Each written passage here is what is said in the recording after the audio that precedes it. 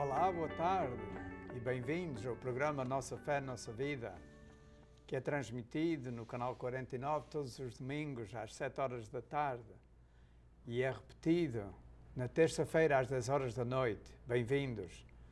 Eu sou o Diácono João Sousa de Hanford, fazendo o programa juntamente com o Sr. Padre Isaac de Menezes. Boa tarde, Sr. Padre, como é que está? Está bom? Olá, boa tarde, está tudo bem, graças a Deus. Sim, como é que estão as coisas em Orange Cove? Olha, está tudo bem. Não há laranjas lá nesta altura, ah? Sabe, agora há laranjas todo o ano. Ah, é? É verdade, parece mentira, mas não. Como é isso? Olha, são essas novas tecnologias que fazem embroações, não sei como é que se diz, e há laranjas de verão. Sempre houve aquelas de maio, que se que era de maio, não é?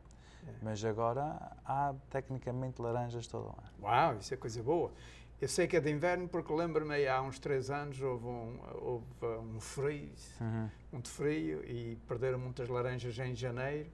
Eu pensei, ok, então I guess que aqui as laranjas em janeiro. Pois é, e a maior parte é. Ok. Mas há certo tipo de laranja que dá todo o ano. Sim, senhor. Então, tem descoberto muitas famílias portuguesas em Orange Cove? Não, mas tem descoberto muitas famílias. Nice. Sim. Nice. Pensei que o senhor agora, assim, hoje é 12 de julho, pensei que ia estar nas ilhas. Não, este ano não há ilhas. Este ano não há ilhas. Não. Como é que vai fazer? Como é que vai ser? Vão fazer aquelas touradas sem o Padre Isaac? Eu também, quando vou lá, cada vez vou a menos, sabe? É verdade. Está a ficar como o resto da gente. A gente vai ficando mais em idade e já não lhe apetece ir a tanta coisa. Não, sabe, é porque eu se vou lá só 2 semanas, em 2 semanas não se pode fazer tudo. Yeah.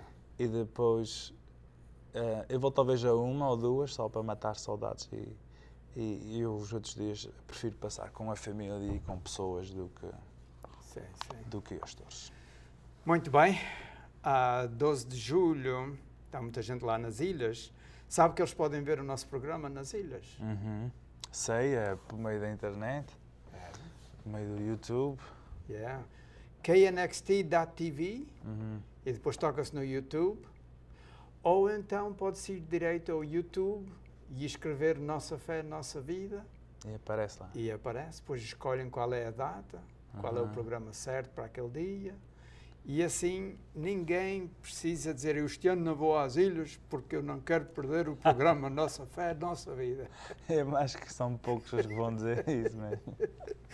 Olha, já estamos no Dish Network outra vez. Isso é. Graças a Deus. Isto é quase como uma introdução para muitas pessoas, imagino. Yeah. Muitos até se esquecem porque já não viam há 6 meses. Olha, talvez vocês haviam de chamar algum parente que se esqueceu de ver o programa hoje, a não ser que eles tenham ido à festa de Mantica ou de Monterrey, que hoje é a festa do Espírito Santo em Mantica e em Monterrey, mas se eles estão em casa, não há razões para não estarem a ver o programa. Não é verdade, Sr. Padre? Isto é só para a gente lembrar a eles de que já estamos de volta, a programação portuguesa toda, a missa portuguesa, etc. Ainda bem. Sim, senhor. Então, hoje, 12 de julho, é o 15º domingo do tempo comum. Quer ler o Evangelho ou quer dizer mais alguma coisa? Não, posso ler o Evangelho. Ou queria começar com a primeira leitura? Não, vamos ao Evangelho. Ok. Muito bem. Então, o Evangelho deste domingo vem de São Marcos. Evangelho de Nosso Senhor Jesus Cristo segundo São Marcos. Naquele tempo, Jesus chamou os 12 apóstolos e começou a enviá-los 2 a 2. Deu-lhes poder sobre os espíritos impuros e ordenou-lhes que nada levassem para o caminho, a não ser o bastão, nem pão, nem alforjes, nem dinheiro, que fossem calçados com sandálias e não levassem 2 túnicas. Disse-lhes também: quando entrardes em alguma casa, ficai nela até partires daí. E se não fordes recebidos em alguma localidade, se os habitantes não vos ouvirem, ao sair de lá, sacudi o pó dos vossos pés como testemunho contra eles. Os apóstolos partiram e pregaram o arrependimento, expulsaram muitos demónios e ungiram com óleo muitos doentes e curaram-nos. Palavra da salvação. Glória a vós, Senhor. Isto é um evangelho relativamente curto, mas parece-me que tem aqui muita substância. Assim, à primeira vista, o que é que nós podíamos dizer que estamos a ouvir nesta passagem do evangelho? Isto é a respeito de quê? Bem, como eu disse, pode-se levar isso para vários lugares, para a gente quiser, não é? Quase. Mas, em primeiro lugar, Nosso Senhor está a falar com os 12 apóstolos e enviar os 12 que são os sucessores do... Bem, os bispos são os sucessores dos apóstolos. Nós somos essa Igreja Católica Romana Apostólica. E temos aqui, ao meu ver, temos como uma instrução de Nosso Senhor a eles, também confiar em eles para os mandar quando Ele podia ir sozinho, mas confiou em eles e está preparando a eles para aquele momento em que Ele não estará com eles. Mas, e também aí tem uma certa ética de como é que eles devem de ir, como é que deve ser a vida deles. E também, dentro dessa ética, também está para sempre dependerem dele e não das coisas materiais, para que aí podem servir melhor, em vez de servirem-se do ministério. E aí, automaticamente, eu penso muito nas palavras do nosso Papa Francisco sobre a simplicidade a simplicidade que ele vive em si e também a simplicidade que ele pede daqueles que estão ao serviço da Igreja, especificamente dos bispos e também dos padres. Assim. Sim. Os diáconos estão excluídos, parece. Os diáconos podem fazer o que quiserem. Está sempre tudo bom. Está sempre tudo bom. Ok. A gente, se ler um bocadinho o Evangelho de São Marcos, a gente vê que hoje é a terceira chamada dos apóstolos. A primeira foi quando ele lá junto ao mar da Galileia chamou os primeiros 4 para o seguirem. A segunda foi depois de passar uma noite em oração, escolheu 12.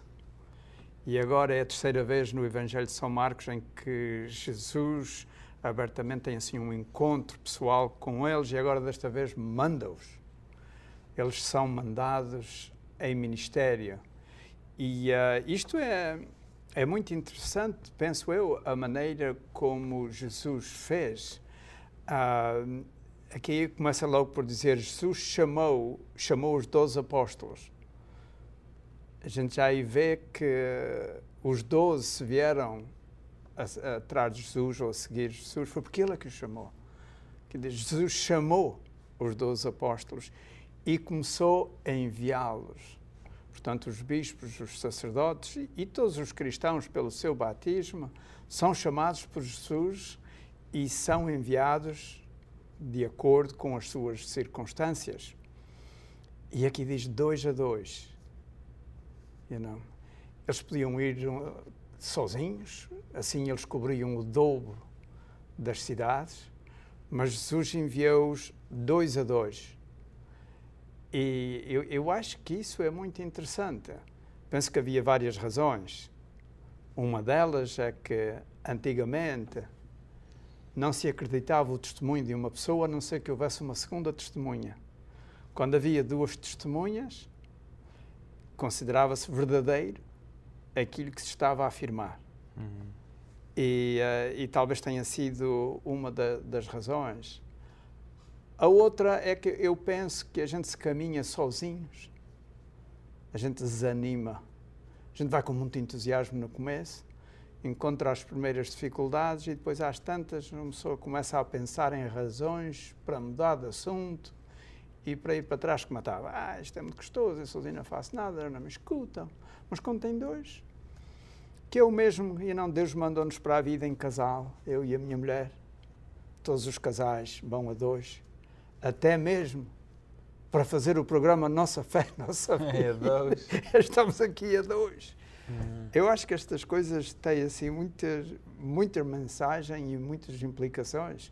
E também, como o senhor disse, o estilo de vida de quem vai evangelizar tem que ser puramente simples. A gente leva só o essencial. Tudo mais é bagagem extra, que só puxa, que só pesa, que só puxa para trás. O apóstolo, não é? E por isso Jesus disse, olha, nem sequer 2 túnicas. Ele não queria que eles andassem a cheirar mal, nem nada disso. Nós temos que ter uma vida simples para podermos anunciar e ser credíveis. A gente está a pensar mais em nós, nos nossos luxos, temos as algebeiras cheias de dinheiro e a barriga cheia de vinho e essas coisas todas, a gente não precisa nada dos outros. Também ninguém nos escuta, penso eu. Não, pois é. Eu também já sabe que dessas razões de ir de 2 em 2, sem dúvida, quando vai 2 sempre existe mais um apoio extra, não é? Não há dúvida disso. Tal e qual como quando os protestantes tocam à nossa porta, os testemunhas de Jeová normalmente vêm sempre acompanhados, não há dúvida disso. Diga. Outro dia veio uma sozinha à minha casa, uma senhora, e ela vinha, chega lá, queria falar comigo sobre coisas da Bíblia, e ela tinha a Bíblia debaixo do braço. Disse, o que é isso? É a Bíblia. Disse, mas o que é a Bíblia? É um livro que fala de Jeová. Disse, mas de onde é que vocês foram buscar isso? Mas isto é a Bíblia, não sabes o que é? Eu disse, é um livro católico. E vocês vão buscar um livro católico para vir à minha casa, tirar-me da Igreja Católica. Explica-me como é que isso faz sentido. Se queres vir à minha casa, tirar-me da Igreja Católica, então traz o teu livro. Não tragas o meu livro, isso é o meu livro. Isso é o livro da Igreja Católica. Não, mas fala do Jeová. Eu disse, claro, fala. A Igreja Católica escolheu esses livros todos e alguns falam de Jeová. E ela foi andando para trás e ela depois já não queria assim. E depois ela começou a andar para trás devagarinho. Eu disse, olha, sabes uma coisa, eu estou contente que tu encontraste coisa útil num livro católico, ao ponto de que pegas nesse livro e vais de porta em porta com ele. Os católicos escolheram um bom livro, que tu agora tens uma grande utilidade e dizes que aprendes alguma coisa. Não sabes ele de onde é que veio, mas veio da Igreja Católica e eu fico contente de estás a utilizá-lo. Mas se queres saber a verdade completa, não é na Igreja dos Testemunhas de Jeová, eles têm muito pouquinho da verdade. A Igreja Católica, que te deu essa Bíblia, é que tem a verdade por completa da maneira como Jesus Cristo a deixou. Bem, caros amigos, estamos aqui a dar sinal há bocadinho de que é tempo de um intervalo e a gente vai parar durante 1 minuto, a gente volta, até já. KNXT thanks all its loyal viewers and respected businesses who have supported your Catholic television station. Now you can support KNXT with program underwriting by having your name, your company's name, or organization associated with your favorite program. Detailed information about you or your company will appear before and after each program or day part you select. Keep the quality and spiritual message alive and make a difference. Call 559-488-7440 today or go online at knxt.tv to find out more about program underwriting on KNXT. Bem-vindos de novo ao programa Nossa Fé, Nossa Vida. Estamos hoje então falando das leituras da missa do domingo, do 15º domingo do tempo comum. E antes do intervalo falámos de uma conversa com aquelas pessoas que às vezes batem à nossa porta, querem falar sobre a religião. Se o Sr. Padre Isaac tem assim alguma ideia, eu compartilhei isto aqui, isto é verdade, isto aconteceu há 2 semanas, não inventei uma história. Aconteceu. Mas tem assim alguma ideia de como é que a gente devia conversar com essas pessoas? O que é que a gente devia dizer a eles? Bem, eu acho que o que se devia dizer é sempre tratar essas pessoas com muito carinho e amor. Sim. Não é preciso mentir, não é preciso dizer I don't speak English. Nem é preciso dizer eu sou católico e nunca me vais mudar, estás a perder tempo. E também não é preciso ficar com o papelinho, e mesmo por delicadeza, porque o papelinho vai sempre para o lixo. Então aí eu acho que o melhor é dizer, olha, muito obrigado. Se eu te der um papelinho a ti, tu lês, e se ela disser que sim, então aí aceita-se o papelinho que eles dão. E é sempre bom, às vezes muitas igrejas têm, atrás ou à frente da igreja, como falar com pontos da igreja, e seria bom que qualquer uma pessoa ter um papelinho desses para dar, e isso aí vê, porque se não há a reciprocidade, não é? Se eles não aceitam um papel nosso, porque é que nós temos que aceitar, não? Essa é uma ideia boa. Aqueles panfletos que às vezes se vê na igreja, eu vou trazer 2 ou 3 e vou dizer aí, porque ela disse-me, queres ficar com o papelinho? E eu disse, não, eu tenho muitos papelinhos desses, incluindo esse livro grande que tu tens aí debaixo do braço. Não, pois eu acho que essa é uma boa ideia. Naquelas igrejas que têm, trazer isso para casa e dar a eles. E se eles não o quiserem ler, então por que é que me vais dar isso? Eles normalmente não aceitam. Então, não. Por que é que nós temos que aceitar e dizer, olha, desculpa, mas vou pôr isso papelinho no lixo, porque tu não, obviamente que não me aceitas a mim, estás-me a rejeitar. Não me estás a tratar com respeito. Respeito significa que eu vou ouvir a tua opinião. Eu tenho um colega diácono que quando chegam à porta querem interpretar a Bíblia para eles ouvir, essa coisa toda. Ele deixa-os entrar se eles aceitarem uma condição. Eles os dois sentam-se à mesa e rezam.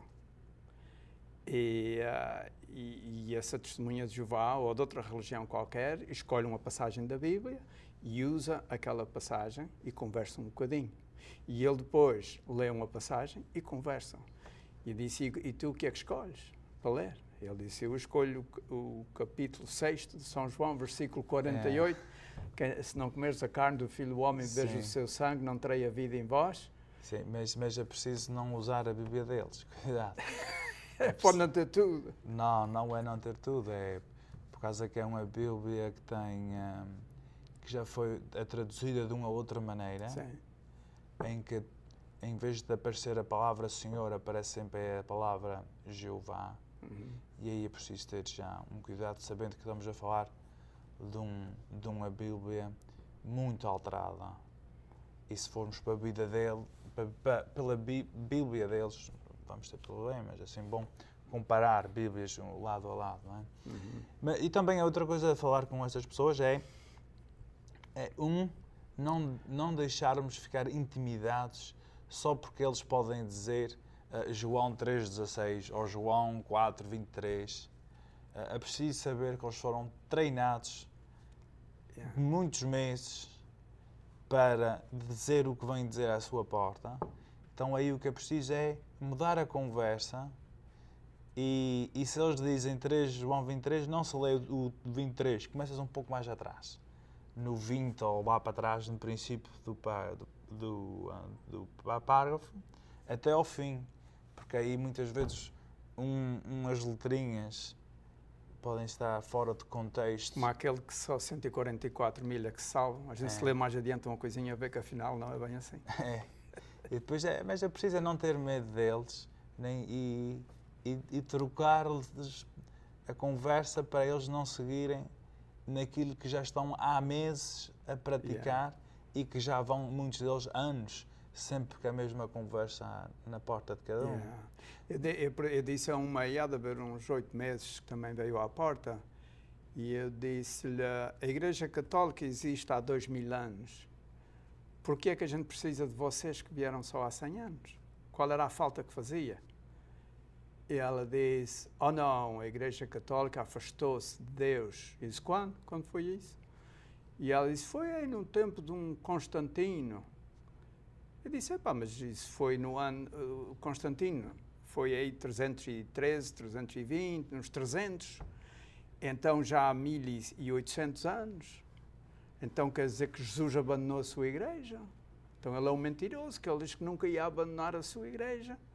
E durante 1800 anos abandonou e veio vocês agora, e há 100 anos é que vieram endireitar as coisas.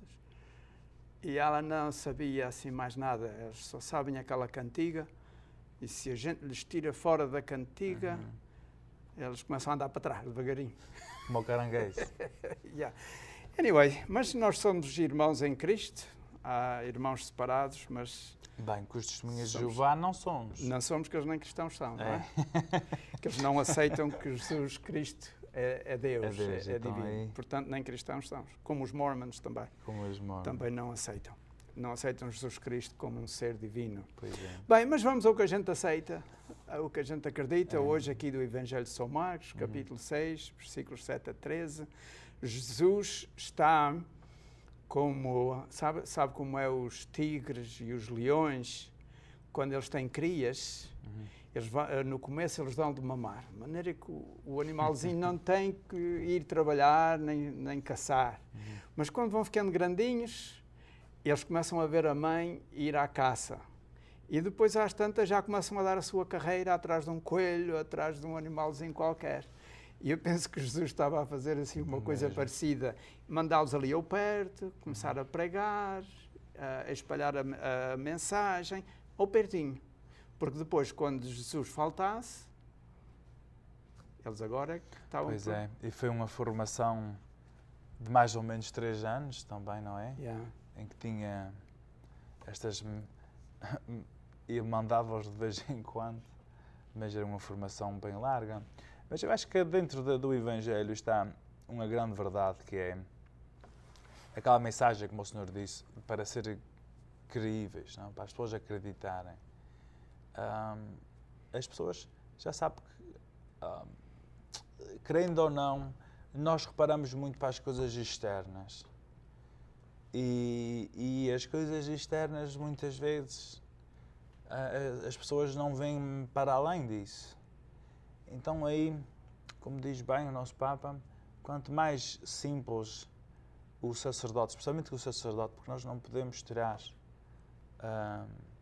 o sacerdote do seu lugar e o papel do sacerdote na questão da fé e de atrair e também de afastar pessoas da igreja, da fé.